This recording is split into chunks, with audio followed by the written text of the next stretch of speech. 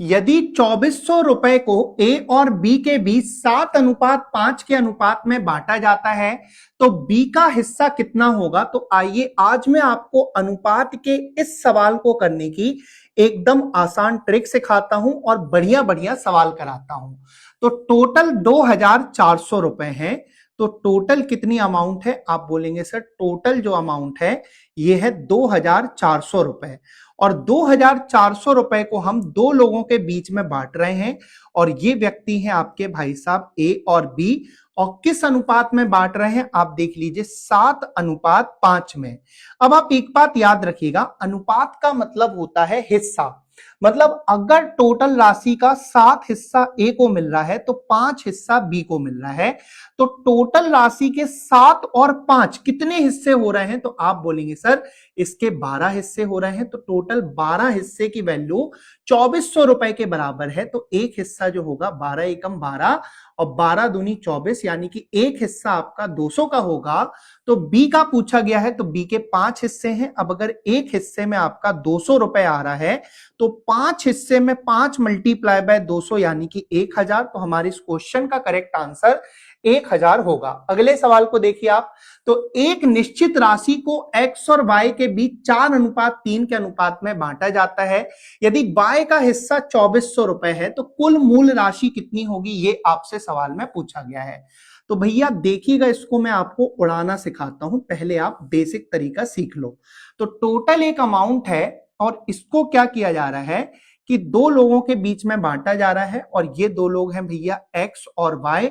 और किस अनुपात में बांटा जा रहा है, तो ये बांटा जा रहा है 4:3 में। मतलब क्या हुआ, मतलब ये हुआ कि अगर x को 4 हिस्से मिल रहे हैं तो y को 3 हिस्से मिल रहे हैं। तो टोटल पैसे के कितने हिस्से हो रहे हैं, 4 और 3 कितने हो रहे हैं, 7। तो टोटल पैसा जो है ये 7 हिस्से है भाई साहब।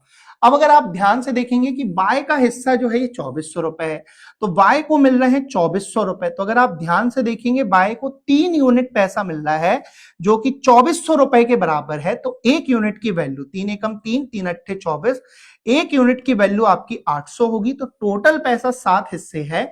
अगर एक हिस्से में 800 होगा तो 7 हिस्से में 7 8 कितना हो जाएगा, 5600।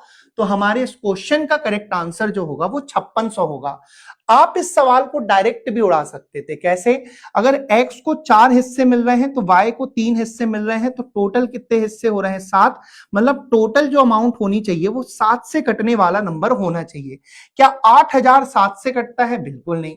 क्या 7200 7 से कटता है, बिल्कुल नहीं। क्या 6000 7 से कटता है, बिल्कुल नहीं। चारों ऑप्शन में केवल 56 ही है जो 7 से कटता है। तो ऑप्शन सी करेक्ट आंसर होता। अगले सवाल को देखिए आप। एक छोटी कंपनी में महिला और पुरुष कर्मियों की संख्या का अनुपात जो है ये 2:3 है। यदि कंपनी में पुरुष कर्मियों की संख्या 90 है तो कंपनी में कर्मियों की कुल संख्या कितनी है, इसका आंसर आपको फटाफट से मुझे काहे में बताना है, कमेंट में बताना है।